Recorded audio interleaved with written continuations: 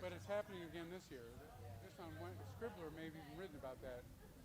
In 1 week, uh, it, it multiplied. The ice.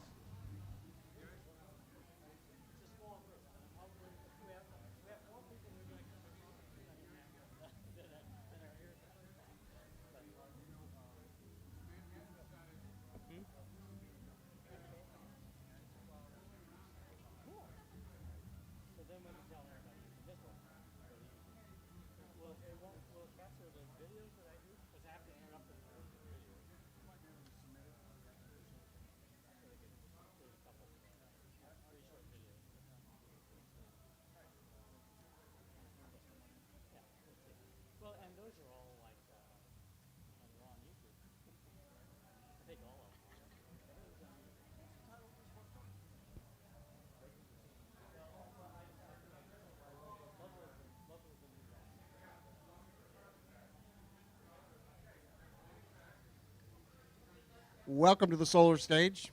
This is our second workshop today.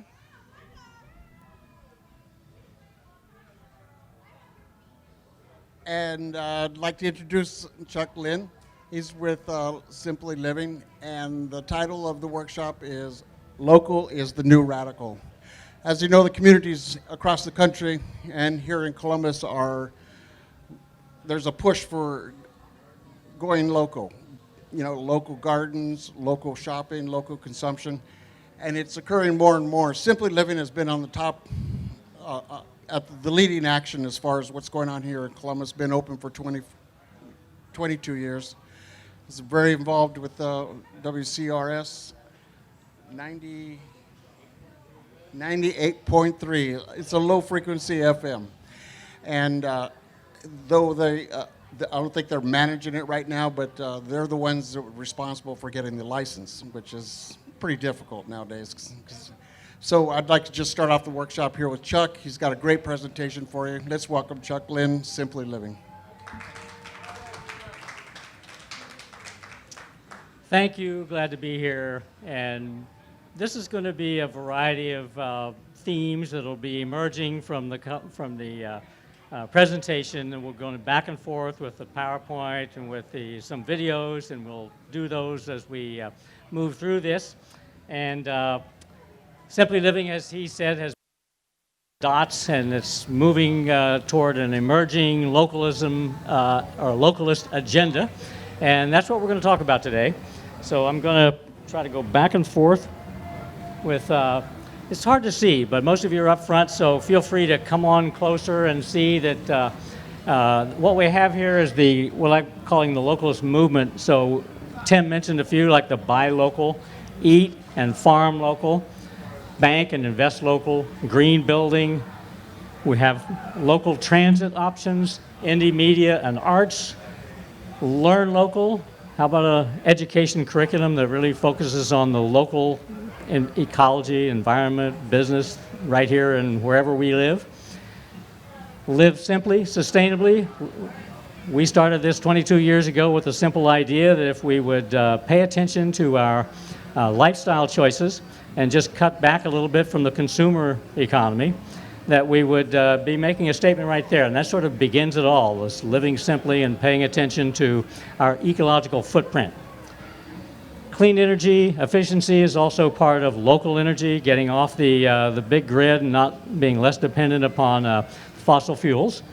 And the sharing economy, which is focused more on the local but also on the sustainable and a place-based economics, which we're going to get into as we go through this. Play a short video, about 4 or 5 minutes. I just showed it, but this is the way you're going to see it from the beginning. And this video is from the Business Alliance for Local Living Economies, which is a national group, and our network here in Columbus is part of that national group, and we have a common vision, which I'm going to I think is the next slide. Nope, didn't show up unless I went too far. There you go. So the vision of this group, this Business Alliance for Local Living Economies, is a great vision for the localist agenda, and I'm going to read it in case you can't quite see it, but we envision a thriving local economy that functions in harmony with local ecosystems to to meet the basic needs of all people, support just and democratic processes, and foster joyful community life. I think that's a vision that we all share, would like to see it happen. And there's some reasons we don't have it yet, but we're going to talk about that a little bit later, and we're going to start off with a nice, energizing video that's going to talk about the localist agenda. And you have to kind of, I don't know what getting a little bit fuzzy there, but better. So if you want to come up closer, if that helps, but I tried to read the words. There's no words that will be spoken on this video that we're going to do, but it is words on the screen and done in a kind of an artful way, and it communicates the themes about the localist agenda.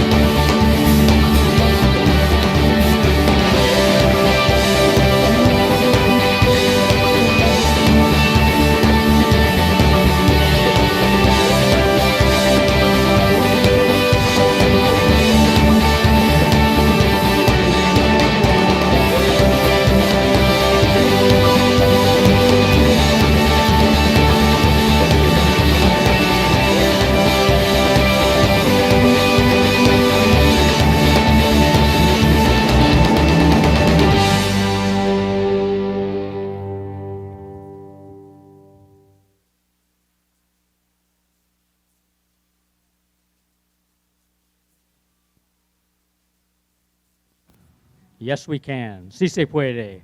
Hope you enjoyed that little video. And now we're going to talk a little bit about some of the issues that make the localist agenda necessary, because we have some problems. I'm going to get back to the slideshow.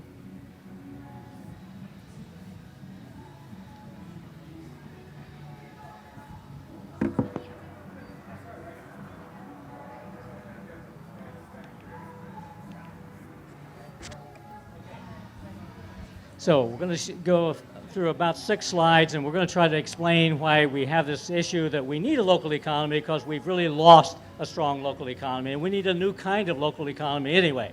So we have this great window of opportunity to, which we'll get into a little bit later, but right now, one of the questions that happens a lot, I got to be careful with this thing. I should stay on this side, or, okay, try to avoid the feedback, because I keep turning around and getting the wrong thing to happen. Okay, from 1960 to 2010, 50 years, we had a huge change in what happened to our economy. You don't need to see the details of that chart, but we've had a decline in manufacturing and an increase in non-local businesses.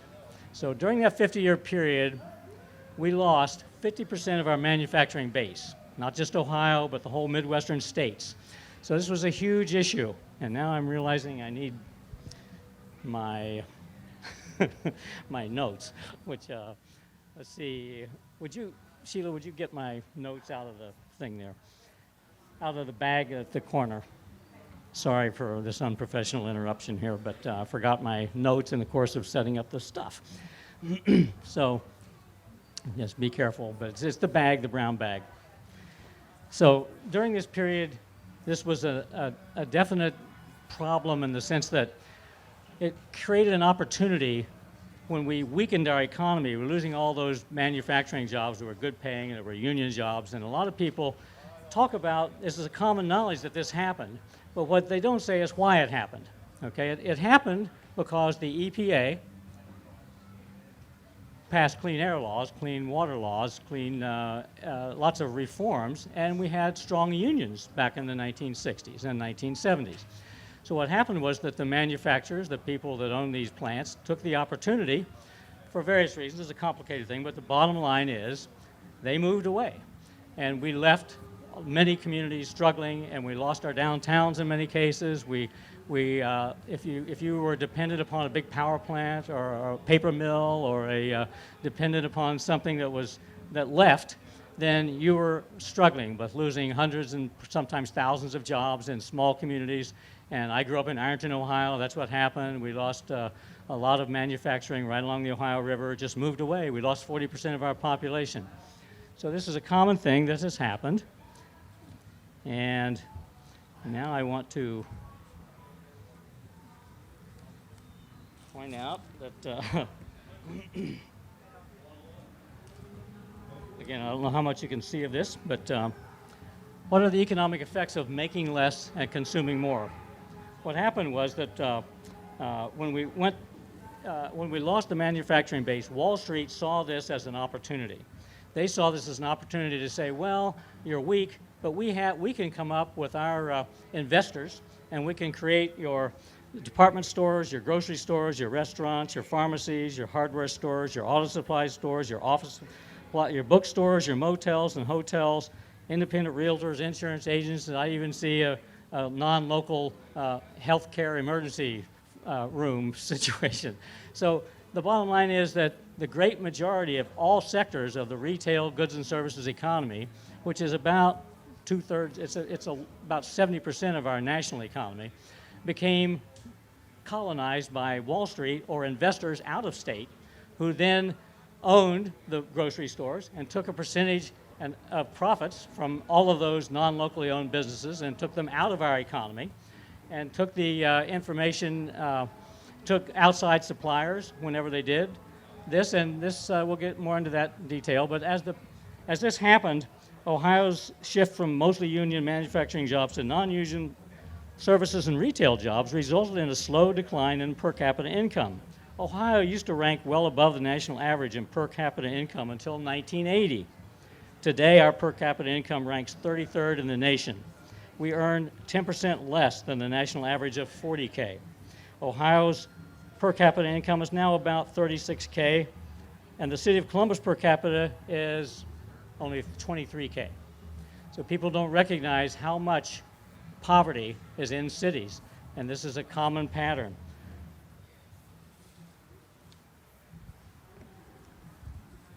This is again continuing that same theme. What are the economic effects of making less manufacturing, and consuming more because we've got all this retail economy from non-local businesses coming in? So there was a study of 363 standard metropolitan areas in the United States.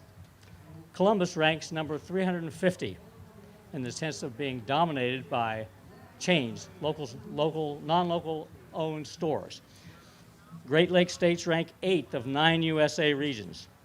Out of 35 SMAs, or statistical metropolitan areas, that are larger, like 1 to 3 million in the metropolitan area, out of 35 of those cities, Columbus ranks number 34. Cleveland number 35 out of 35, and Cincinnati number 32. So what this is saying is that our retail economies have been dominated. our local retail economy has been dominated by non-local businesses to the extent that we are just at the bottom. We're at the cellar. If people think about developing a new business today, they often do it by starting with a franchise, because that's what the options are. We don't have the capacity to build our own companies and entrepreneurs. Now, we're changing that. We're going to talk about that in a minute.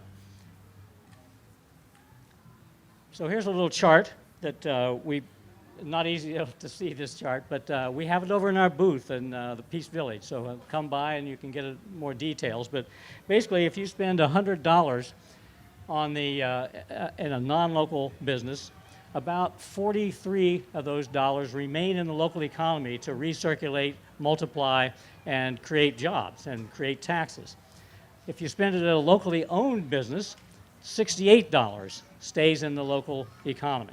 So it's not a black or white thing, it's not good or evil, but there's a difference of $25. 68 take away 43, that's $25 that is leaking out of the economy and not being available to recirculate or multiply throughout the local economy to hire more people, to do more investment and all those good things. So if you were just a 10% shift, to give you an idea how much this involves, a shift from just 10% from chain to local would retain $312 million in Franklin County alone. That $312 million would create 5,000 new jobs. So think to yourself, when you're buying at a locally owned restaurant, grocery store, hardware store, et cetera, that 10% shift is saving money. You're creating a jobs program just by buying local. And we have to realize when we bring in these non-local businesses, it's a net job loss in terms of the actual effect. Walmart moves in, Lowe's moves in, they hire people, yeah, but they pay them at a lower rate than the rate that they were getting, and the result is a problem for our local economy. Okay, there is a positive trend here. Buy local campaigns are here. We have lots of buy local. We're going to hear more about that later. And I wanted to say that the opposite is true. When you're kind of wrapping your head around what it means to buy local, that 10% shift, if we have another 10% shift toward more chain stores, that means we're going to lose another $312 million. We're going to lose 5,000 jobs. So we need to think that through. Okay, the same in the farming community. Let me see if I got the thing. Okay, 100 years ago, 40 cents out of every dollar went directly to the farmer. Today, only 7 cents out of that dollar goes directly to the farmer. 73 cents goes to the cost of marketing and distribution. Because we have a global system, we're shipping apples from China and Washington State to buy them here in Columbus when you could be getting them locally from the Lynn Fruit Farm. But they have to play the same game. Everybody has to play this global game, which is highly subsidized in order to make the stuff cheap. Now, there's a positive trend. Obviously, we have more local farm markets, more urban farming, more community gardens, more community-supported agriculture programs, and there's now an economic incentive and opportunity to produce and distribute food locally. The head of the Ohio Farm Bureau told Brian Williams of the Mid-Ohio Regional Planning Consortium that commodity farmers, the big ag farmers, could profitably set aside 10 or more acres and begin producing and distributing food locally through farmers markets, computers, CSAs, et cetera. Hopefully that's a trend that's going to be continuing as we evolve, as we have to evolve away from a heavily fossil fuel dependent food infrastructure and chemical nutrition added to it, to a local organic farming community that's urban and small farms surrounding our communities as it was originally. And, oops, went too far. Okay, how has globalization of finance capitalism affected investment in our local economy? Well, it's a big problem because if you add up all the savings in the United States, all the IRAs, all the pension funds, all the savings accounts, the IRAs, all that savings money is what we have in order to invest in our local economy. Unfortunately, today, almost all of that money that's in our savings account is being invested by pension fund managers and 401k managers, money markets, CDs, all those dollars are being invested in a Fortune 1000 companies that are typically multinational, they're national in scope, and they're doing that because that's where the greatest return on investment is coming from. You can't tell the pension, well, we are telling the pension fund folks to divest from fossil fuels. We're telling them to invest in green energy and do better things with their money, but they're not still they're not investing locally. Now, if this is particularly keenly, you can picture how this can be dealt with in a profitable way for the local economy if even a small amount of that money were shifted, because you can't outsource everything. About 50% on average of the local economy, of any local economy, is local. The other 50% is non-local, okay? But almost all the investment is going to the non-local. So there's a shift. We have to move that needle to get more investment locally, and we're going to talk about that later, how we're accomplishing some of that. Okay, now I'm back to this same chart I had before, but I changed the title to say localist movements are game changers. We disrupt business as usual. Now, think about that. We disrupt the farming infrastructure if we're starting the whole local food movement. That's a disruptor for people that are in the agribusiness, because 97% of the food that we grow in Ohio is going to food processing plants. It's going to feed animals. It's not going from farm to table, where we're changing that. So we got that 3%. We got to move it 4% as we get more schools, hospitals, local leaders that are interested in the quality of their food. That's us. That's great. That's happening, and that's an encouraging trend. But you see, we have a big uphill climb. Well, it's the same for the buy local. You know, we're in Columbus, Ohio, and the Midwest area. We're way down on the list of local economies because we have that trend I just talked about. So we're up against the great big discount stores, chain stores, which have heavily dominated the market. You know, the grocery stores, there are very few. We have a few co-ops left. We have Hills Market. We have Rife's Market in Grandview. There are some, but most of the grocery stores are Kroger and Giant Eagle and chains that are taking the money out of our economy. Now, at least Kroger does take it over to Cincinnati, but they're the number 2 national chain in the country. So again, chain stores taking money out of the economy, local keeping it in. But we're way behind. The fraction of sales going to local organic food co-ops, et cetera, is a tiny fraction of the food dollar. Just 10, 12 years ago, Walmart had about 4% of the food dollar. Today, 25 cents out of every dollar spent on food is in Walmart. So we have to change that, and we have to change that through policy levels, and I'm going to talk about that in a minute. So we bank and invest local. We're trying to have a move your money movement, move it out of Chase and out of the national banks and into credit unions and local community banks where the mortgages are held locally, the money is reinvested locally. Somebody at the local bank or credit union actually can service your loan because they actually have the money or they have the paperwork, and you don't have to guess, where your mortgage has been resold into the global financial casino. So we have some people who are appreciating these insights. Green building, same kind of thing was mentioned. The builders and forests. You know, we have to do green building now. We have to pay attention to that. We're going to hear about that from the Columbus Green Building Council shortly.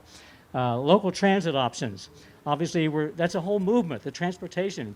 We started riding our bicycles, walking more. We want neighborhoods that are walkable. We want services and local businesses right in the neighborhood, so you don't have to take a trip in your car to go out to a destination Walmart or shopping center. Independent media. We have very little. We have the Wolf family. We have they bought up all the local community newspapers as well as the Dispatch. It's not that they're evil. It's just that there's a monopoly of the kind of information that's available in print media. They also own television and radio stations. We won't name them. So on and on, we have movements that are surfacing and emerging from the local area, and obviously it's important for everybody to begin to think about making decisions so that we're part of that movement, so everybody can be part of each of these movements. We can all think about, how much I'm using the car, how much I'm using, and I'm guilty of that. I commute. But we need to think about all our choices and how that's going to affect our ecological footprint. But that might not be enough. And I'm going to show you a short video now from Annie Leonard, who has given a lot of thought. She's the woman who came up with the Story of Stuff project, which is a great storyofstuff.org. She's got 8 or 9 short videos. And I'm going to show one called The Story of Change, and where she reflects on the change process, because we're in a position where we have to change, a big change, and reinvent a lot of our institutions. And we're going to figure out how to do that through the localist agenda. But right now, we're going to put this on mute and get the other video up.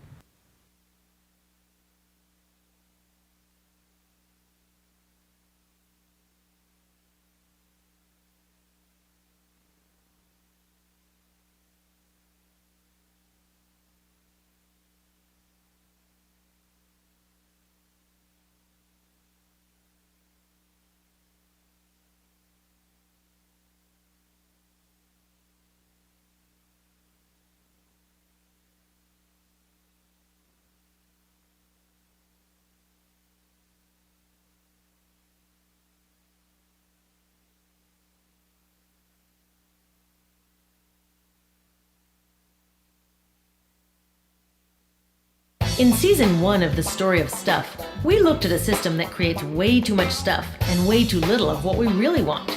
Now we're going to start looking at the stories behind the story of stuff. That's where we'll find ways to turn this situation around. Welcome to season 2.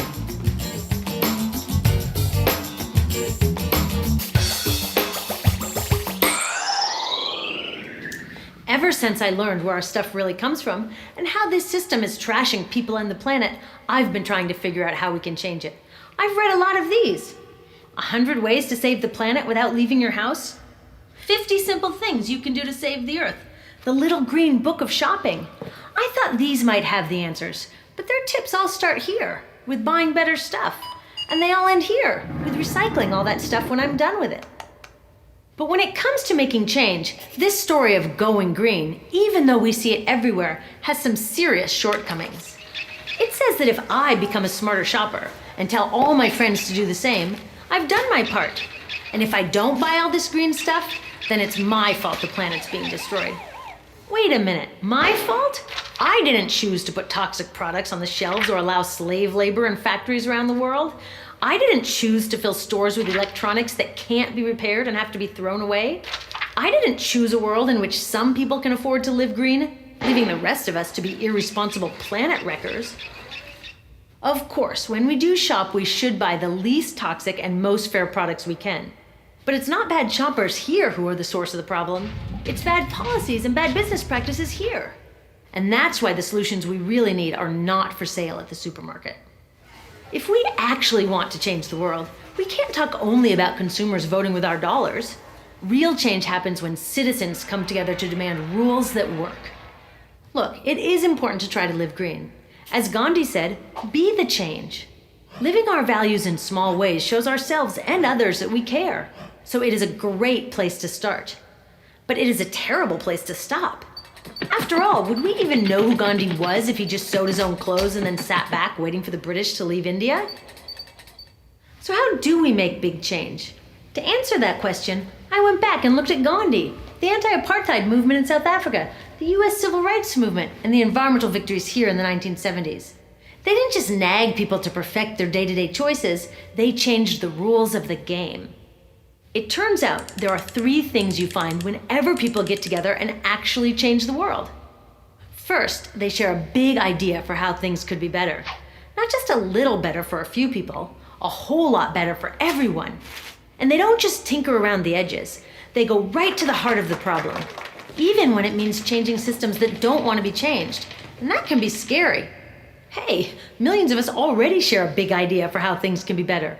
Instead of this dinosaur economy that focuses only on corporate profits, we want a new economy that puts safe products, happy people, and a healthy planet first. Duh! Isn't that what an economy should be for? Trying to live eco-perfectly in today's system is like trying to swim upstream when the current is pushing us all the other way. But by changing what our economy prioritizes, we can change that current so that the right thing becomes the easiest thing to do. Second, the millions of ordinary people who made these extraordinary changes didn't try to do it alone. They didn't just say, I will be more responsible. They said, we will work together until the problem is solved. Today, it's easier than ever to work together. Can you imagine how hard it was to get a message across India in 1930? We can do it now in less than a second. Finally, these movements succeeded in creating change because they took their big idea and their commitment to work together, and then they took action. Did you know that when Martin Luther King Jr. organized his March on Washington, less than a quarter of Americans supported him? But that was enough to make change because those supporters took action. They did stuff. Today, 74% of Americans support tougher laws on toxic chemicals. 83% want clean energy laws. 85% think corporations should have less influence in government. We've got the big idea and the commitment. We just haven't turned it all into massive action yet. And this is our only missing piece. So let's do it. Making real change takes all kinds of citizens, not just protesters. When you realize what you're good at and what you like to do, plugging in doesn't seem so hard. Whatever you have to offer, a better future needs it. So ask yourself, what kind of change maker am I? We need investigators, communicators, builders, resistors, nurturers, and networkers. At storyofstuff.org, you can explore these types of change makers and find your first or your next step to take action. Being a responsible citizen starts with voting. That's one of those basic things that everyone's just got to do. But it gets way more exciting and fun when we put our unique skills and interests to work alongside thousands of others.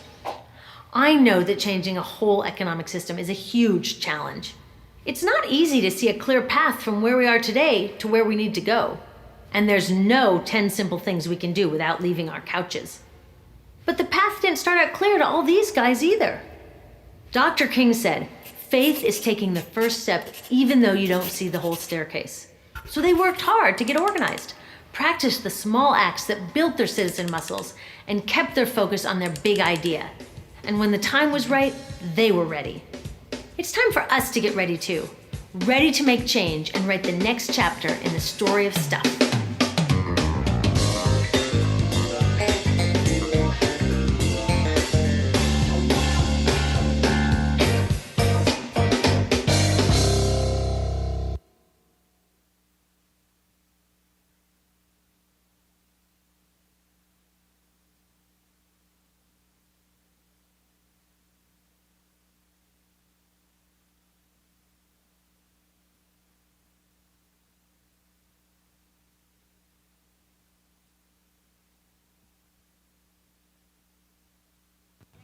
Well, the applause tells me you enjoyed that little video, and I encourage everyone to watch all the videos. There's some questions about that are surfacing about the economy from a gentleman here who's interested in how this transition works between large Walmart-level corporations who have the efficiency of scale and the efficiency of distribution systems and the whole system. But I recommend that you look at the story of stuff, the original one, which talks about the extraction, the way our economy actually works in terms of how much is thrown away. And I think you'll discover that the efficiencies are not there. They're subsidized and they're efficient in a way that has created a system that is using 1.5 Earths. So it's not that it isn't efficient, it's a remarkably efficient system if you ignore the externalities of wasting the Earth. So that's the problem there. But it's a common concern, and price is a big concern, obviously. Now you can't see this very well because it's pretty hard to see. But the words underneath that are deep state. There's an interview that Bill Moyers did with Mike Lofgren where he talked about the deep state, which is a very complicated idea.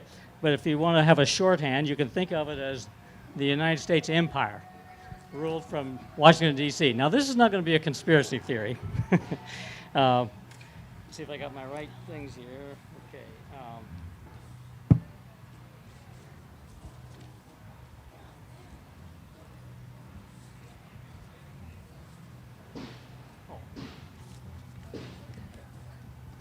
So, The deep state is a handy term for what Mike Lofgren, who was interviewed by Bill Moyers, calls, and he has an article on the website, by the way, billmoyers.com, which describes in much more detail than I'm going to give you now about how the deep state actually functions.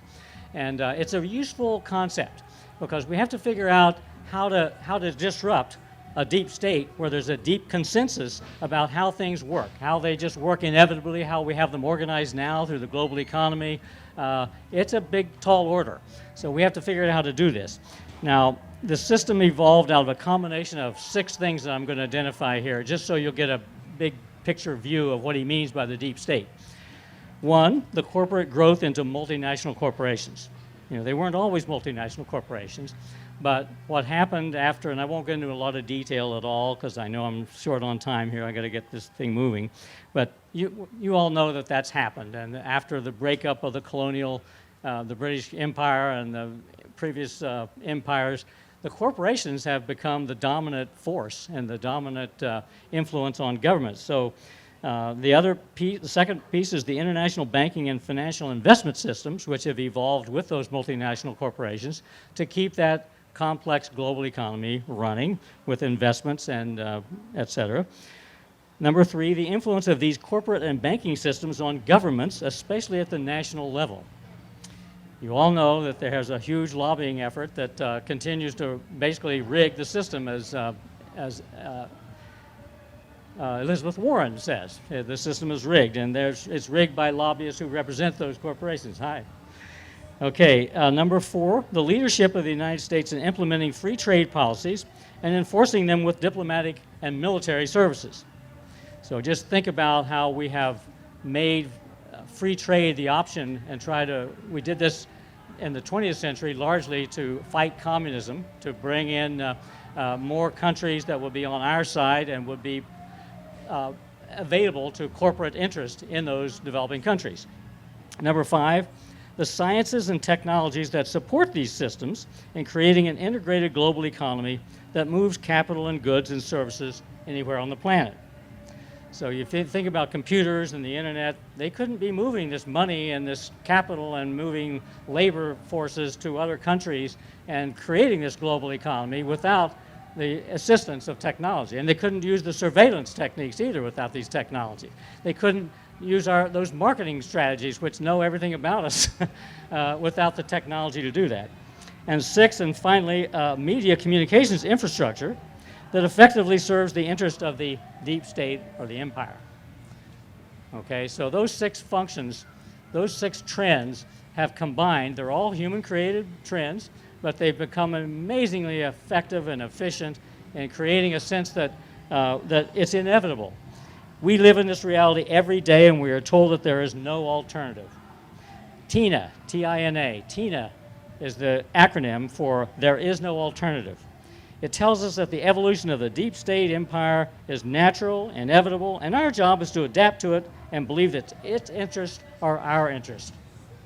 Okay? We all live this every day, and the options for us to participate in it are everywhere. We always have the option to go to the discount store, to go to the chain grocery store, to do all of these behaviors. We hop on in your car and go to wherever the latest shopping mall has been located. And you can ignore the ones that are all sitting vacant if you drive southeast or west in Columbus, and we don't even have the money to tear them down and build anew. So that's an issue. Now, I've got to... Okay, this is another this is another graphic that's hard to see, but on the lower left-hand corner is President Obama playing a fiddle, and you've all heard the phrase when fiddling while Rome is burning. Okay, so this is a metaphor for climate change, for global warming, for the fact that we're tweaking the system when it's in fact needs big changes. We need to reinvent a lot of stuff in order to make things happen. Okay, so. The next. So I'm back to this, but my point here is that, I think I missed one. Well, okay. In the haste of the morning, I forgot to put my David and Goliath image in there. So the idea being that we're the Davids, and we have a lot of big corporate interests that are not necessarily in our interest from the point of view of sustainability. So local and sustainable, if that's going to be the future, it's going to be a big challenge to go up against the deep state, which the great majority of people are mindlessly and programmed to participate in the consumer economy, to assume that it's inevitable. The technology evolving the way it has is inevitable.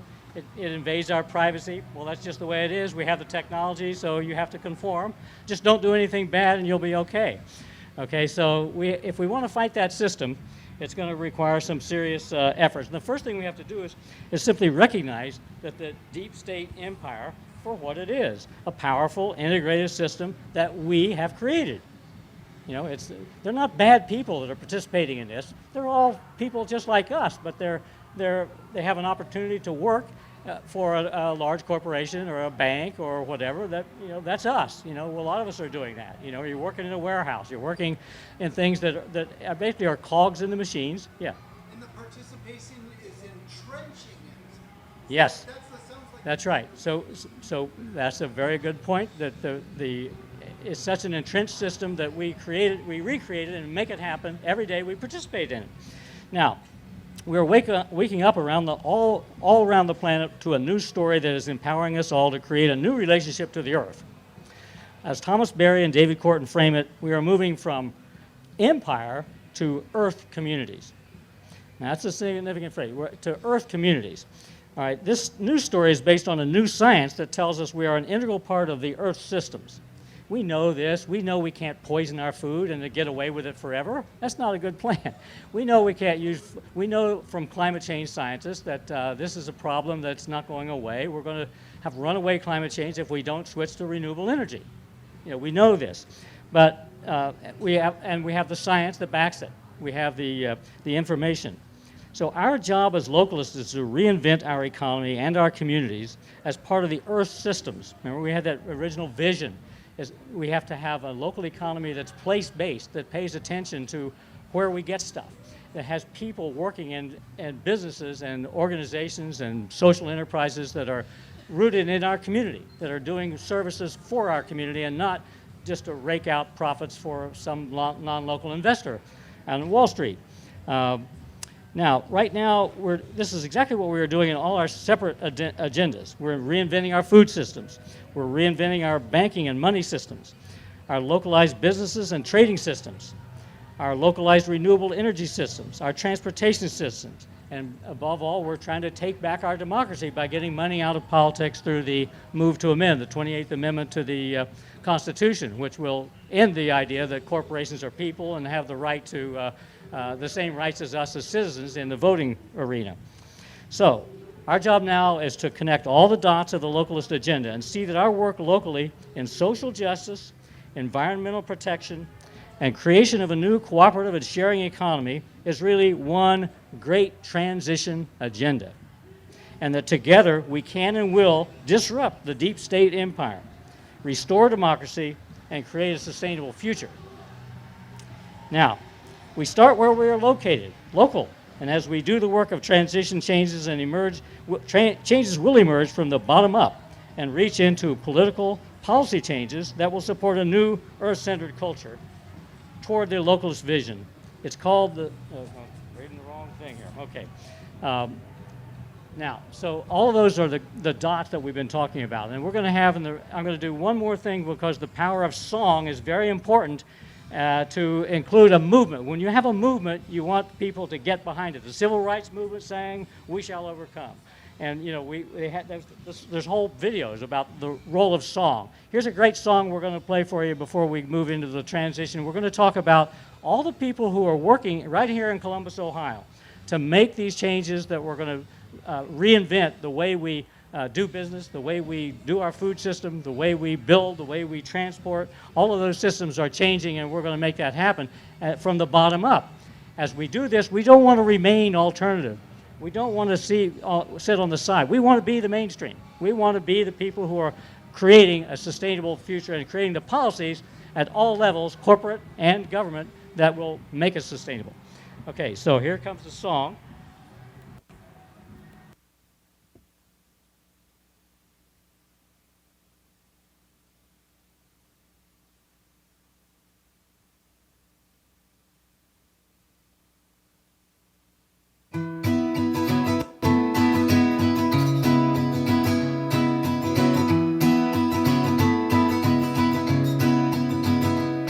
Ye come here and gather round the stage.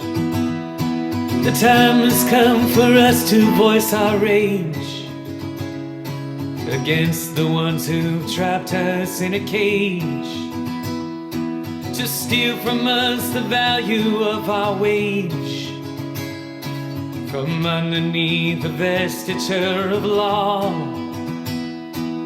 The lobbyists at Washington do gnaw at liberty, the bureaucrats guffaw. And until they are purged, we won't withdraw. We'll occupy the streets, we'll occupy the courts, we'll occupy the offices of you, till you do the bidding of the many, not the few.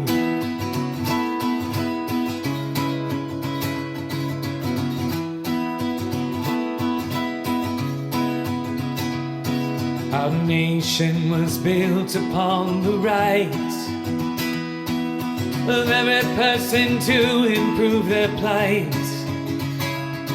The laws of this republic they rewrite, and now a few own everything in sight.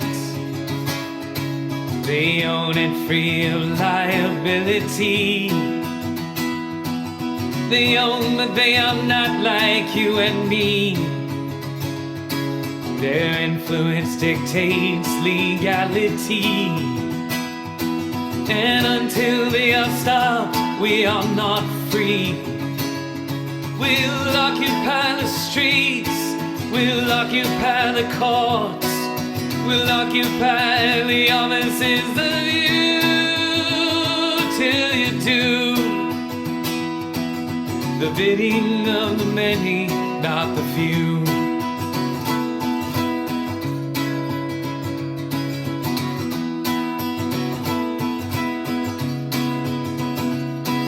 You enforce your monopolies with guns,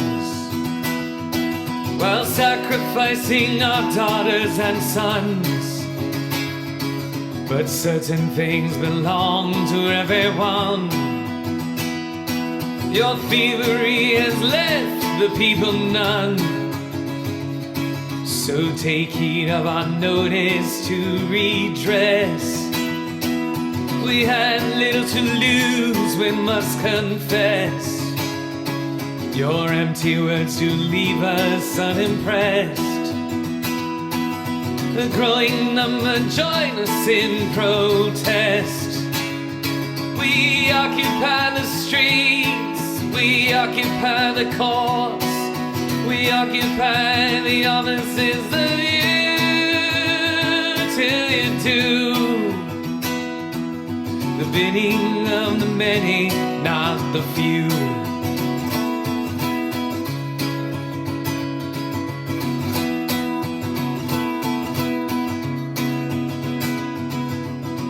You can't divide us into sides, and from our gaze you cannot hide. Denial serves to amplify, and our allegiance you can't buy. Our government is not for sale. The banks do not deserve a bail. We will not reward those who fail. We will not move till we prevail. We'll occupy the streets, we'll occupy the courts, we'll occupy the offices of you, till you do the bidding of the many, not the few. We'll occupy the streets, we'll occupy the courts, we'll occupy the offices of you, till you do the bidding of the many, not the few. We are the many, all the few.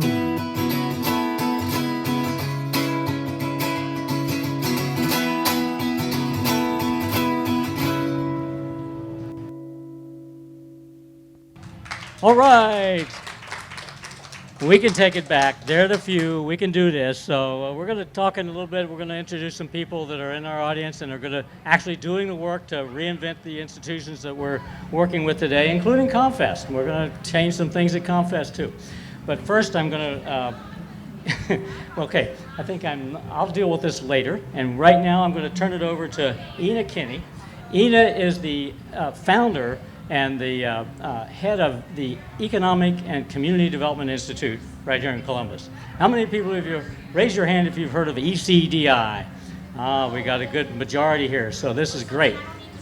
Yep. No, you need to speak because this is going to be on YouTube.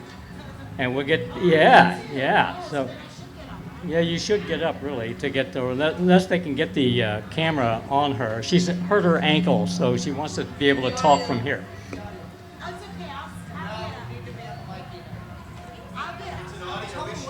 Okay, it's just an. Tell him what she said. Tell him what she said. You want to move the chair over here? No, it's okay. I'll be fine. Okay. I can personally. What's the matter? Why is it doing this? Just stay away from it. I will stay far away. Right here. Hi. Sorry about that, guys. Alrighty. So you guys have heard of ECDI. How have you heard about us? Everywhere? That's good because you know what?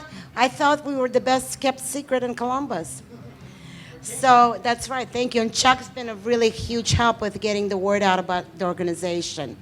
So I'm here to talk to you about our Invest Local Ohio Fund, which is a fund that we created for the state of Ohio, people who live within a state, to keep money local. Chuck's always talked about localism, keeping our money local. ECDI is an organization that we help people start and expand businesses. We'll be celebrating our 10th year anniversary on Tuesday. 10 years, you guys. 10 years, I know. Thank you. So, you know, what do? We educate, we invest, and we innovate. Oh my gosh, there you are. Hi. I didn't see you. Can't see, I'm getting old. We educate, we innovate, and we invest. To date, we have helped start and expand over 3,000 businesses and have created over 6,000 jobs throughout the state of Ohio. We started in Columbus, and then we have offices now in Cleveland, Toledo, and we're getting ready to open up Akron. Small business economy, local economy is the fundamental right for everybody. This is what this country was founded upon, right? And so we try to promote that. So we are the organization where people come to. It's a one-stop shop. They can get training to start a business, to expand a business, to get technical assistance, one-on-one, because that's very important for small businesses, especially ones that are 1 or 2 man shops, because you know, what do they know how to do? They know how to do the specific thing. However, they need a lot of assistance, such as sales, such as marketing, such as accounting, HR, you name it, businesses need it. That's where ECDI comes in. We believe the front end is so critical to success of a startup. We also believe that what you do after a business started is equally as important, because we know that 2 out of 3 small businesses fail. So our goal is to make sure that that doesn't happen. In order for that not to happen, we also are able to capitalize these businesses. So our capitalization strategies have 2 separate models. One is a grant. For those businesses that qualify, we will give them a grant to get started. Then we help them get capital through a loan. ECDI loans from $500 all the way up to $350,000 for business startup and expansion. Now, the reason why I'm here is to talk to you about our fund, which is one of our 41 loan funds. It's called Invest Local Ohio Fund. We filed with the State of Ohio Department of Securities, and we're able to get $1 million fund established, which allows us to allow people like you to invest within our loan fund and actually make money off of that investment. So if you could, for instance, you have money in a bank, and how much does it earn? less than half a quarter, 1.111%, right? Or you put money in a Wall Street, you put money in a money market, or you put money into securities. But again, it doesn't stay local. If you invest in ECDI, your money stays local, and we guarantee that you will get a return on your investment. Now, it's not a secured product because we're not a bank, but we've been doing this for 3 years, and everybody's been able to get returns. So what we pay on a 3-year note, we pay 2% back, and on a 5-year note, you pay 3% back. We guarantee you that we're gonna leverage your money at least 3 to 1 with other funds. And this money goes to our local businesses. To date, we have capitalized these businesses for over $18 million. And our average loan continues to be under $20,000. A lot of businesses, a lot of lending. We do our own underwriting, our servicing. And you know, you look around here, you'll probably find one of our businesses in this market, right? Chuck's familiar with a lot of them. So I urge you guys to invest in our local economy. Whether you do it through ECDI, that's not that important. I mean, it is, but you know, I can't. But you know, go and visit your local businesses, support the local businesses, because that's what makes our economy, our city so great. So thank you. I'm going to leave my cards here. Does anybody have any questions, by the way? Oh, who wants to invest? Where do we go for more information? Chuck's got our information. I will leave my cards. You can call ECDI at, well, 559, that's right, he's reporting, 0115, and our website is ecdi.org. Okay? Thank you. Thanks, Eva. Thank you, Chuck. That was great. And we do have ECDI flyers and folders at the Simply Living booth in the Peace Village. So feel free to stop by. Our next Wolf Star is a star in the Small Business Beanstalk. That's what SBB stands for. It's thesbb.com. And they are our buy local resource in the Central Ohio area. And if you haven't stopped by their booth or Simply Living's, we have their great little directory. And we have them right here to pass out. So here is Wolf Star. Timothy Wolf Star. Thank you, Chuck.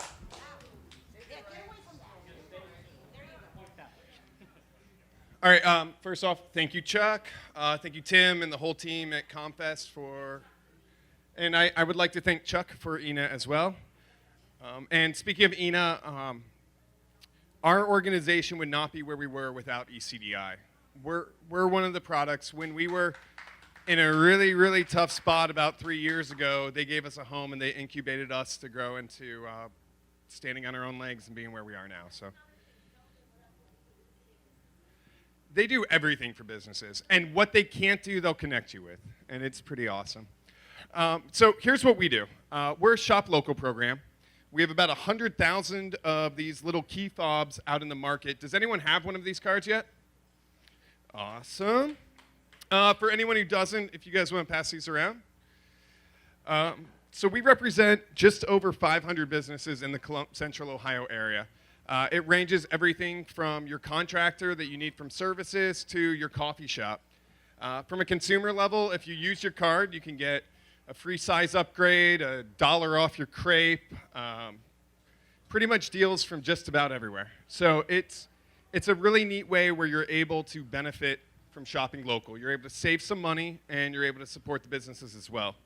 The part of our program that less people know about is that we play connectors and matchmakers between the different businesses. So when a business comes to us and they need to start up, or they need a connection, or they need a loan or something, we connect them with resources like ECDI, where we're able to pretty much connect the dots. So if you are working with a business, or you know anybody who is that needs a hand up or some help, that's exactly what we do.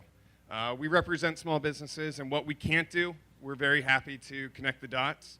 And I just want to thank all of you for coming out today. I know you had a lot of options for how to spend your ComFest, but what Chuck's doing, what Ina's doing, what Tim's doing, it's extremely important, and that's part of why we're all here. So I want to thank you very much, and also let you all know to keep an eye out for Forge, who you'll be hearing from here in a minute, because they're going to be the next step in what's changing Columbus. So thank you very much for your time. What's the SBB? What's that? Oh, so one of the many products which we have is the SB Bean Store. which is an online marketplace where you can buy discounted coupons to different businesses. So it's sort of like Groupon or Living Social, just not bad. So what we focus on is it's a way for our businesses who are not able to pay a membership fee to still be involved, and it drives traffic to them. They do very, very well. They control exactly how much we put on there, how much we sell it for, and it's a way that all businesses can participate. Yes? Exactly. So it's like a local Groupon, but it's completely voluntary. The businesses that do it for promotion, and it's just another way that we can spread the news and let everyone know about great, great local opportunities. We do free movies. We do tons of events. Please find us on Facebook and come hang out with us at our tent, and we'll give you tons of good local prizes and stuff. Thanks, Wolf. Yay. Okay, how about who wants to be next? Are you ready for Forge? Okay, Forge Columbus is just this amazing force, the Forge ahead, and that's part of the deal. We're going to be talking about that at 5:15. We're going to at the gazebo, and this young man is going to talk about what they're doing with Forge Columbus, and you'll walk away really excited about what the potential. They're going to bring all the young people involved in this. Let's make it happen. Awesome. Thank you. My name's Tyler Durbin. I'm with Forge Columbus. I live here in the neighborhood. I had a really cool moment this morning.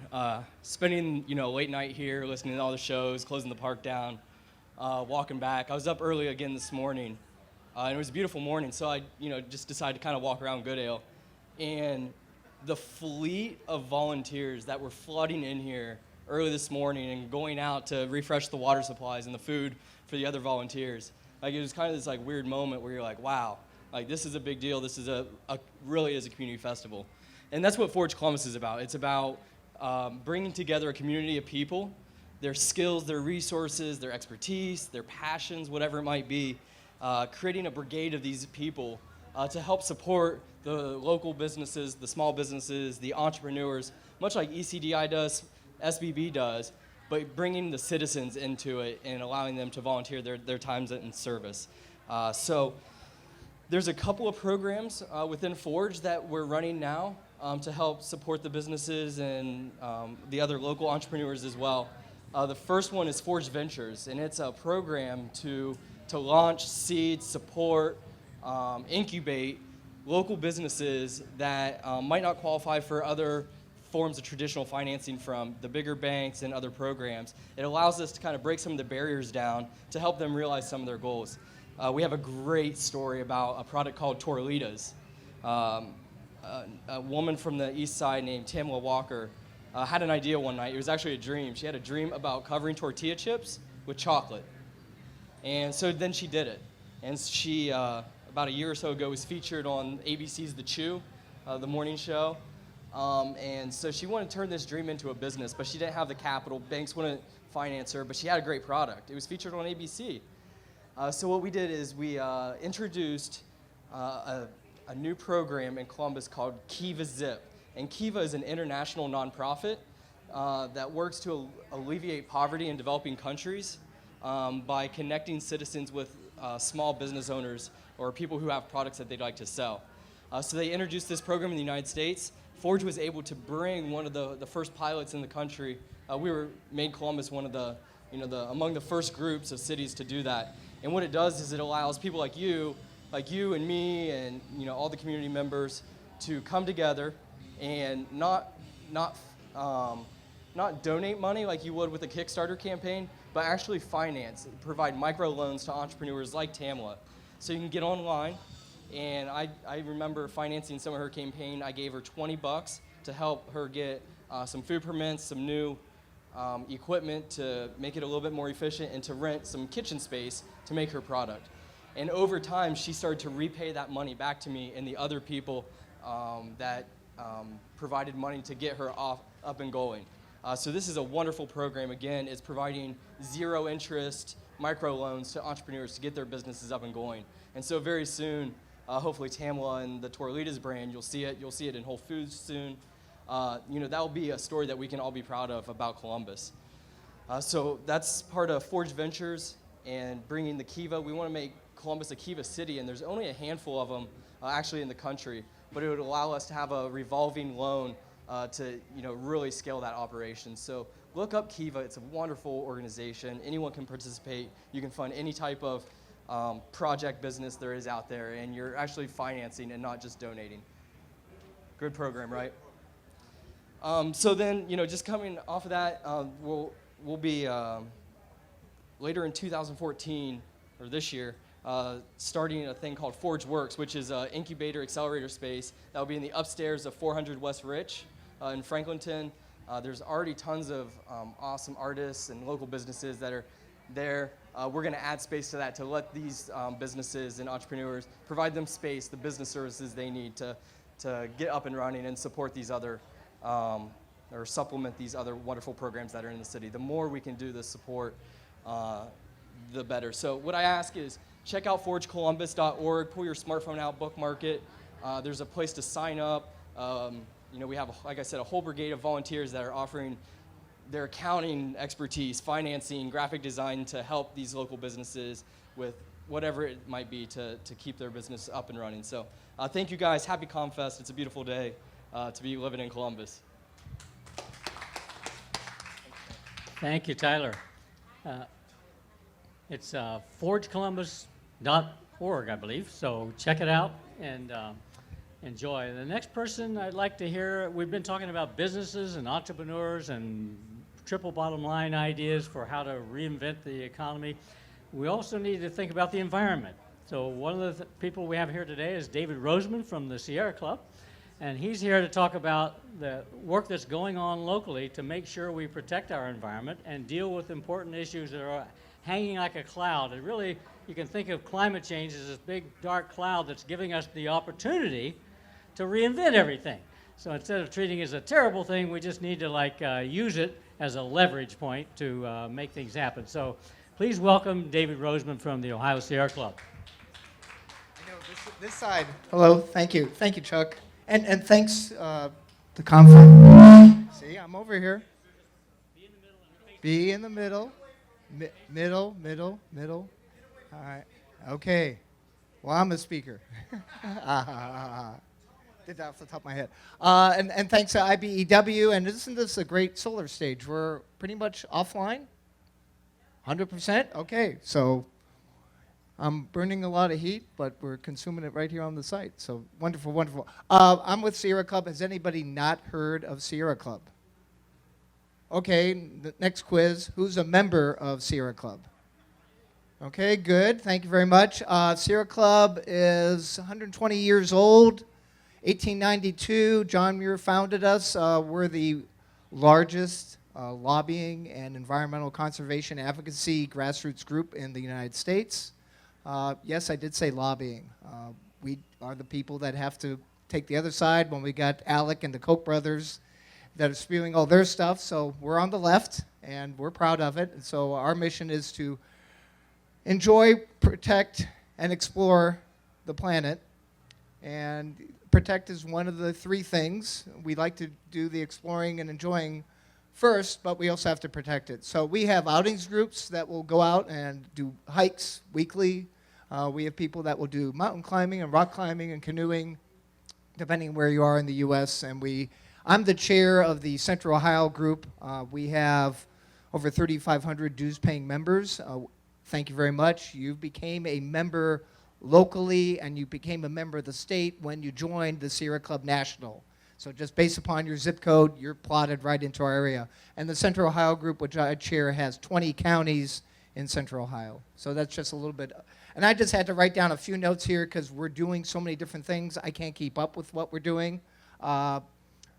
We have over 500 employees throughout the U.S. Here in Ohio, we have the privilege of having 7 employees that work either remotely up along Lake Erie, or we do have an office down at Long and High Street, so feel free to come up and visit us sometime. We have climate change is the big thing on everybody's plate, so we're out there talking to senators, representatives, your representatives. We need you to make sure that you are on our national email list so that when we send you an action alert, you might please take some action. Now, I do know there's probably an action alert that's sent out every other day because you never know what they're throwing at us.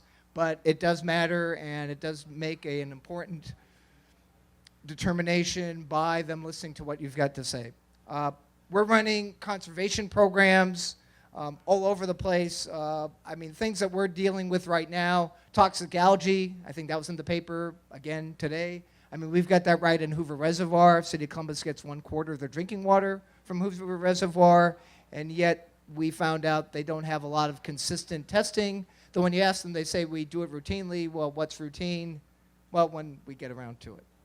So anyway, we find out a lot of things by asking a lot of tough questions. You'll hear things beyond coal, beyond natural gas. You'll hear things fracking, fracking, fracking. Now, Sierra Club has not officially come out to say we're against hydraulic fracturing to produce natural gas. However, we are against all the practices that they're currently using to get the fracking and to extract the natural gas before, during, and after. So until those processes are set up in place, yes, from or less, we're against fracturing. Ohio has also become, and right here in Columbus along the Allen Creek, the dumping ground because of the legislators at mind to say, hey, no other state in the surrounding area will take the waste, but Ohio's open for business, we'll take it. So we're injecting it in the ground. We're causing scientifically causal earthquakes in the Northeast. We're putting it in not the appropriate controlled wells that can control those type of toxic substances. Other counties are letting them put those toxic waste on the roadways. They classify it as brine. Now, when we talk about salt water, we don't think of salt water laced with 500 different carcinogenic causing chemicals that they're not releasing to the public. Only if you're ill, then will the doctor release it, and then they're not allowed to share it with the public. Just little minor things that are happening around here. Toxic algae in the lakes I mentioned, that's caused by vast manure that's coming from big giant corporate farms that are all over, as well as failing septic systems because a lot of counties don't have the money to hook up communities to proper stormwater and, sanitary water systems, and those septic systems are leaching. So because of us, we're the ones that are suing everybody. We hate to do that, but we have to sometimes, okay, you're violating Clean Water Act. So because of us, the Ohio EPA ended up suing City of Columbus in violation of Clean Water Act. So Columbus has budgeted $2.5 billion, yes, with a B, billion. They've spent $1 billion to date for a 40-year project to eliminate raw sewage from going into the Scioto, the Olentangy, the Allen Creek, et cetera, et cetera. Thank you.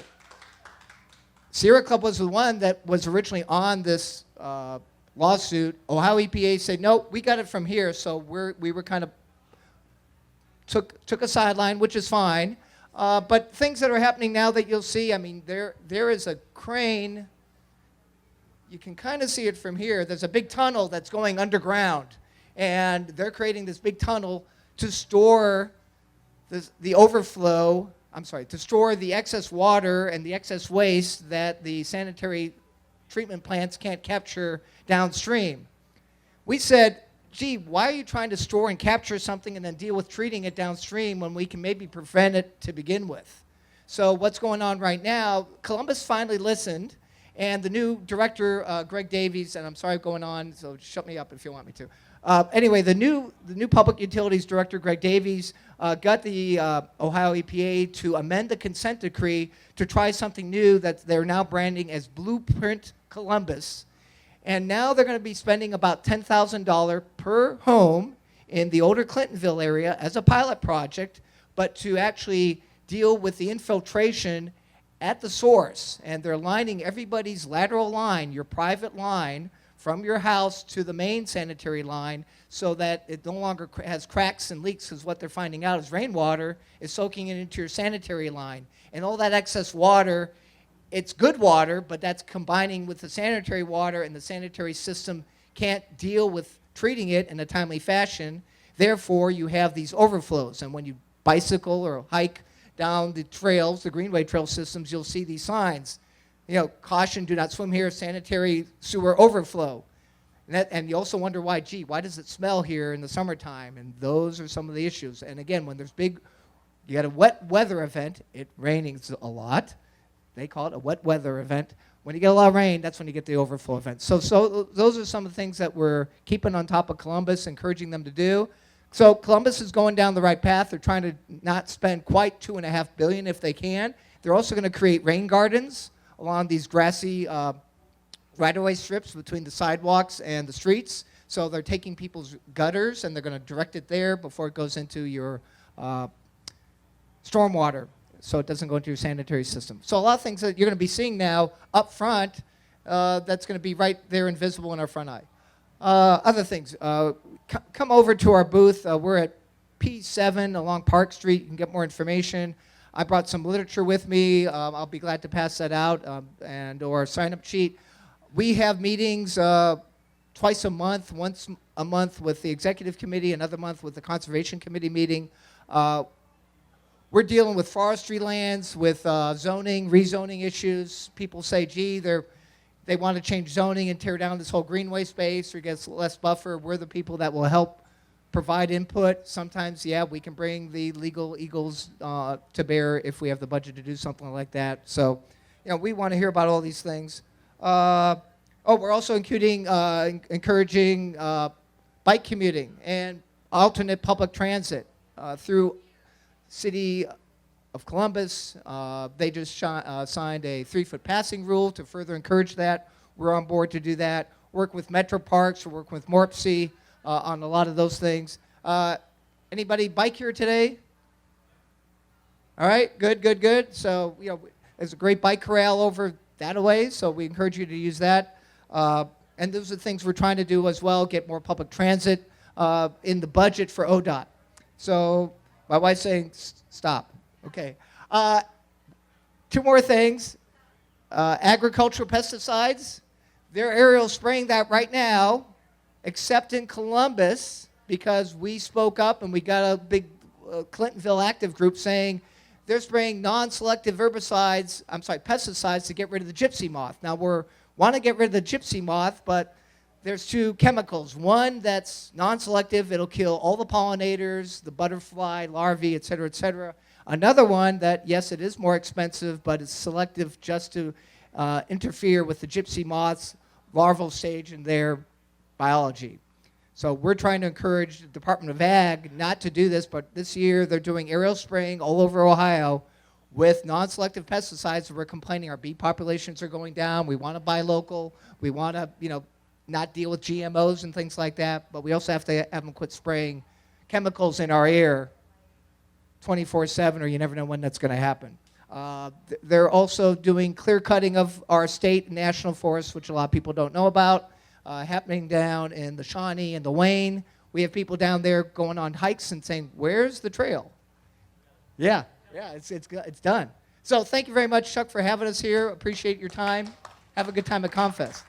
Thanks, Dave. The Sierra Club has a comprehensive agenda, and we're really lucky in Columbus to have the Ohio Sierra Club right downtown, a great resource, as well as the local opportunities to get involved.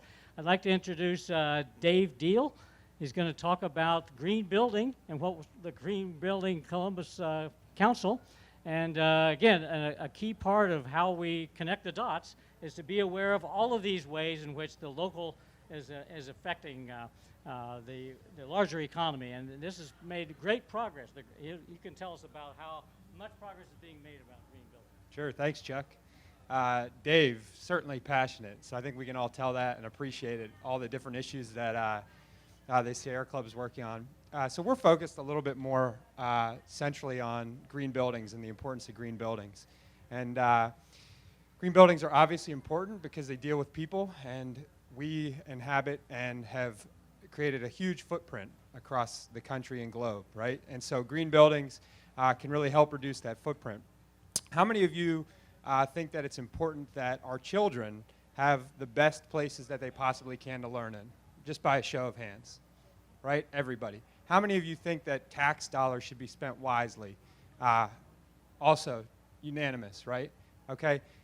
The Central Ohio Green Building Chapter is working really hard on a couple of those fronts, and I just want to tell you about those 2 things real quickly. So when it comes to schools, does anyone know that the state of Ohio has the most green schools in the country? Over 135 green LEED certified schools in the state of Ohio. Is anyone aware of that? That's a national leader, okay? So that's something that everyone should be aware of, and just, you know, if it comes up in conversation, don't be afraid to let folks know about that, okay? And that's a result of good legislation and good policy, all right? And so at the Central Ohio chapter, the USGB Central Ohio chapter, that's a lot of what we're working on, is trying to tie policy initiatives with outcomes, okay? And so as a result, our students and our kids have better places to learn in. So just want to talk in a little bit more detail about that. We're also trying to understand and quantify and define the outcomes associated with those green schools, okay? So looking at educational outcomes as a result of those 130 odd schools that we now have built throughout the state of Ohio, and looking at how those schools impact learning, dollars spent on operations and maintenance and energy use in comparison to non-green schools throughout the state, so that we can further incentivize and push legislation to be using our tax dollars wisely and providing environments for our students that are of the highest quality. So those are just two of the most significant initiatives that our chapter is working on. The one other thing that I want to mention is that there's a Senate resolution right now out in the House, and it's focusing on banning the use of lead. It's called Senate Concurrent Resolution 2025, and it's really just focused on some special interest groups that have brought this legislation forward, specifically the American Chemistry Council. But if you have time or you have an opportunity to call your local legislator and let them know how important you think green schools and green buildings are, and the use of public dollars on green buildings is an acceptable and, in fact, an important use of our money, because, again, it reduces operations and maintenance costs and energy use and things of that nature. So just be aware also that Senate Concurrent Resolution 25 is sitting in a committee right now. We don't think it's going to pass, but if you do have time to call your local legislator, that would be a good thing to do. So you can find out more about us at the USGBC Central Ohio chapter. It's just centralohiousgbc.org, and there's lots of good information there. We have about 350 members, individuals and organizations, and do all kinds of monthly events and educational events and things like that. So I would say just go to our website if you want to know more. I'll also be hanging out after. We just think that green buildings are important, okay? Energy use and climate change and things of that nature, I think everyone's aware of those things and how important those issues are. Well, buildings are the biggest single opportunity for us to make a change when it comes to those things, because they use and have up to 70% of all energy uses embedded in our buildings. So we think that that's a real logical place to start in terms of reducing our environmental impact. And at the end of the day, it's really all about people and providing better environments for our students and the people who work in buildings and things of that nature to live in. So thanks again, Chuck, for inviting us here. And we think everything that Chuck is doing from a local perspective is also really important. Green buildings focus on local materials, local manufacturers, local businesses. So tying everything into that agenda, I think, is really important as well. So thank you. Thank you, Dave. How many people knew about the U.S. Green Building Council and the Columbus chapter? Not many. This is the value of connecting the dots. And the next speaker I want to introduce now is Mac. Who are you? We're going to have how many of you are familiar with the term like hyper-local? Like they're hyper-local, like the local newspapers for the Booster and in Columbus. Knowing what's happening in the neighborhood level is critical. Like Wolf talked about the SBB and the local business. You can actually look up, I live in Clintonville, I live in Hilliard, I live in Short North, I live in Worthington. What are the locally owned businesses there? So we have a great neighborhood in Columbus called Clintonville, and we have a representative who's actually developing an actual transition effort right there in Clintonville, right in Columbus. He's the leader of our transition hub at Simply Living, Matt Crawford. Welcome. Thank you, Chuck. Thanks for being here. Thanks for the other speakers. How many of you have heard of transition movement? So just a fraction of you. Well, I hope everybody here today is a conservative. How many of you are conservatives? Meaning you want to conserve our natural resources. You want there to be things there for coming generations. Okay. So to paraphrase Bill McKibben, The radicals are the fossil fuel companies who have been engaging in an uncontrolled experiment, releasing billions of tons of carbon dioxide into the atmosphere. And this carbon dioxide came from millions of years of solar, the sun, growing vegetation and animals to produce coal, oil, and natural gas. These companies have been able to put this pollution into the atmosphere without paying a dime for it. How many companies would love to be able to pollute at will without having to pay for it? These are the externalities that Chuck referred to. It's a part of our economic system that isn't accounted for in gross domestic product, for example. So the Deepwater Horizon can spill millions of barrels of oil into the Gulf, and then actually adds to the gross domestic product. All the costs of cleanup. That's all money expended by the government and by others that adds to our GDP. So we have to get past this. And so what's one way to do this? The transition movement is trying to get around this bottleneck, this governmental bottleneck, which is, at this point we're stymied, it seems like. We're having a hard time getting any traction. The president is having to make executive decrees to regulate carbon. So transition is a worldwide movement, and essentially the idea is to get us off fossil fuels, transition off fossil fuels by building local resilience. Resilience is the ability to take a shock to the system. And we want to systematically move towards renewable energy. Well, Chuck mentioned the transition hub in Central Ohio. Simply Living is that hub. So there are over 300 transition towns in the world. There's Transition Tokyo, Transition LA, but we have a Transition Central Ohio hub. And in Clintonville, we've started Transition Clintonville, and there's actually a Transition Street, Transition Como. There are a bunch of other sustainability groups. There's Sustainable Delaware. Sheila here is part of that. Transition Clinton, or there's a Sustainable Delaware. There's also a Sustainable Clintonville and Sustainable Worthington. So there are all these groups. Local Matters, Yay Bikes, Consider Biking. So the food, transit, energy, all these things are happening around Columbus. And it seemed you really don't even know how much is going. If you talk to Chuck for about a half hour sometime, he can rattle it all off from memory. But there are about 150 official transition towns in the U.S., and including Simply Living. So we're at ComFest, the community festival. That's what the transition movement and all these other groups are trying to do, is build community. Learn, meet your neighbors. Get out and sit on your front porch, walk the neighborhood, talk to people, and develop some common interests. Transition Clintonville has established something called the Clintonville Energy Co-op. We're trying to take out 30 to 50% of the cost of installing solar panels by learning to do the things they call it the soft costs of solar installation, which include things like planning, drawing up plans, drawing up the system, and some of the engineering things, as well as installation. So we've got about eight pilot homes scheduled. We put one in on Cook Road a few months ago. Went very well. I mentioned the sustainable groups. Sustainability is a word that is often used, and some people don't understand it, or they think it's overused.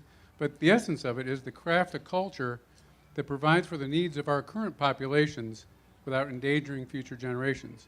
So a lot of you are already doing this work, and so you can start, if you're not doing it, you can get started by meeting your neighbors. Take a look at www.transition.org or transitionus.org, and you can see what's happening here, but it is a worldwide movement. So with that, if anybody has any questions, happy to answer those. Otherwise, me personally? Yeah, we've got go to the Simply Living website, and you can get, we're listed there, right? Yeah, so Transition Clintonville's listed there.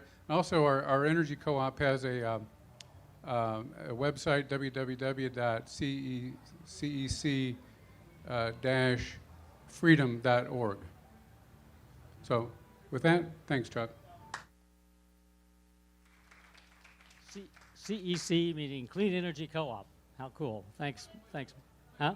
Clintonville Energy Co-op. Well, then next is perhaps our last but not least, certainly the most important thing in terms of the changes that we need in order to get money out of politics and some ways to build sharing into our community. I want to introduce Michael Greenman, who is the leader for many of these causes and a very articulate spokesperson. He'll tell you more about it right now. Thanks, Mike. Thank you, Chuck. What a weight to put on me, an articulate speaker.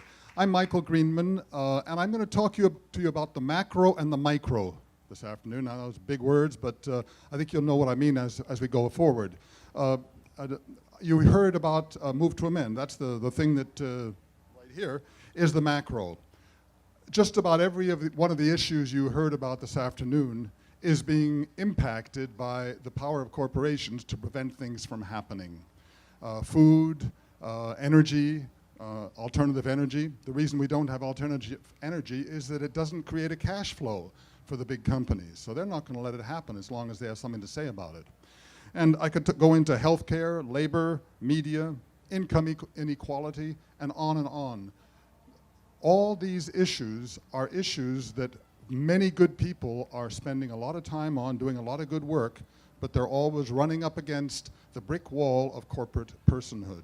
Corporate personhood is the fact that today, thanks to the Supreme Courts, since 1817, corporations have little by little been given access to our Constitution. Today, a corporation can go to court and claim to be abused or having their rights violated on the 1st, 4th, 5th, 6th, 7th, 9th, and 14th Amendments, and maybe there are others that I haven't even caught on to yet. We've got to stop that. It shouldn't be that way. It wasn't intended to be that way. So Move to Amend is a national organization, a cooperative, a coalition of hundreds of organizations around the country that are working together from the grassroots, people like us, right here in Columbus and all around the country, to push our leaders, legislators, and mayors to pass resolutions and then legislation stating that corporations are not persons, and along with that goes the fact that money is speech. Those two together give corporations and the rich, the wealthy, the 1%, a complete stranglehold over people, and we can't do anything about it. It's going to take a constitutional amendment. But Congress isn't going to present it. They're not going to introduce it, because if they did so, it would take away most of their income. So it has to be a grassroots program that goes from the ground level up. Today, over 500 cities around the country have passed resolutions for a constitutional amendment, and 16 states have done the same thing. And unless you're in Move to Amend or on our mailing list, I'll bet you don't know that, because the national media, the corporate media, doesn't want you to. So you've got to hear it from Move to Amend. And we are working nationally to get this amendment. When we have 33 states having approved demand for the amendment, we can then go to Congress, and they can't not open up the discussion about an amendment. So that is our goal. The 19th Amendment for women, suffrage for women, took 70 years to get to the point where it could get into Congress. The only reason it did was that President Wilson finally saw the light with all the women asking for it, and he decided to approve it. Then it went into Congress. With this one also, we believe that when 20% of the population is aware of this, it will have to go forward. So it's up to us. We as people, what's the time? I've got to keep an eye on my watch. Okay. We the people are supreme, but we have lost our supremacy. We had our American Revolution to free ourselves from being a colony. We decolonized ourselves primarily from the British East India Company and all of the colonies that were crown corporations telling us what to do. We decolonized ourselves. We have now been recolonized. I don't want to pop here. So it is up to us to decolonize ourselves, and the only way we can do it is through an amendment. Stick around here. Right after I'm finished, we're going to start into a showing of a movie that is a very recent movie on Move to Amend. Oh yeah, this is a nonpartisan, transpartisan. It is not a political movement because conservatives and liberals equally are against this situation with corporations having the power. So stick around. We're showing the legalized democracy movement, and we'll follow that up with a wonderful little skit, which is ridiculous in principle, but which is legally possible today. I will be having the pleasure of marrying a beautiful young lady to a corporation as a person. So stick around after this is over. Now that's the macro. The micro, what we can do here in the city, what we are doing here in the city, is something I call, or not I call, it is Care and Share Time Bank. A time bank is a service exchange organization through which people, everybody with skills, and who doesn't have skills and talents, is able to share those skills with others in the organization and to receive time credits. 1 credit for 1 hour, all hours are equal. Whether you're an optometrist, a lawyer, or mowing the lawn, for 1 hour you will get 1 hour's credit. And this allows people to get, well, we have over 200 services on our time bank right now, and we have 90 members, something like that. We have a potluck every third Sunday of the month at 6:30 at the First Unitarian Universalist Church. But we also have orientations to introduce people to this, and our next one happens to be this coming Monday at the Whetstone Library at 7 o'clock. And we'll be introducing the Time Bank to whoever comes. You could already be members of the Time Bank, but haven't really figured out how the system works. 7 o'clock at the Whetstone Library. You've heard about a couple of our members. Simply Living has been an affiliate for quite a while now. In fact, they use the Time Bank credits to compensate their volunteers for some of the work that they do in meetings around the city. The Energy Co-op is an affiliate of the Time Bank. Also is the First Unitarian Universalist Church and the Interfaith Alliance of Central Ohio, with whom we are working to take this to still more religious organizations around the city. In a time of low employment or underemployment, being able to receive services for exchanging an hour for an hour is a tremendous advantage. There's no cash involved. You can get babysitting, drives to the airport, caring for elderly. One of our members had their whole house painted. She's a masseuse, and she gave massages for quite a few weeks, and then gave the credits to the people who painted her house. Some people love painting houses. Who knew? I don't, but some people do, and she got her whole house painted. So the macro and the micro, Move to Amend Central Ohio, and we have our meetings of Move to Amend Central Ohio the 3rd Saturday of every month at the First UU Church, 93 West Weisheimer at 12 o'clock.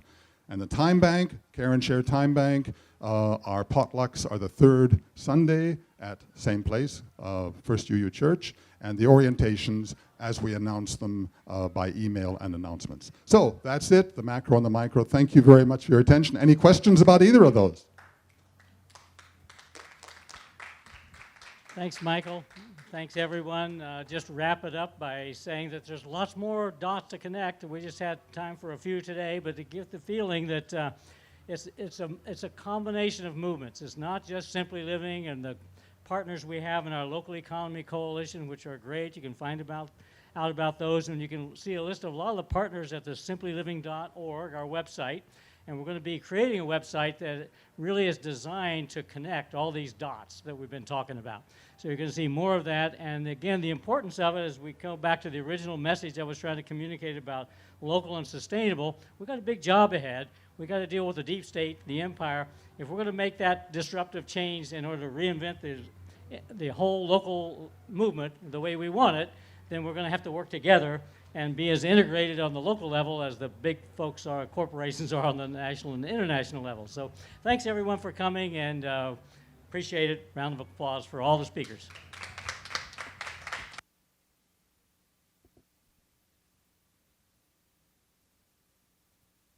Sanders from my home state of Vermont. Love that guy. Yeah.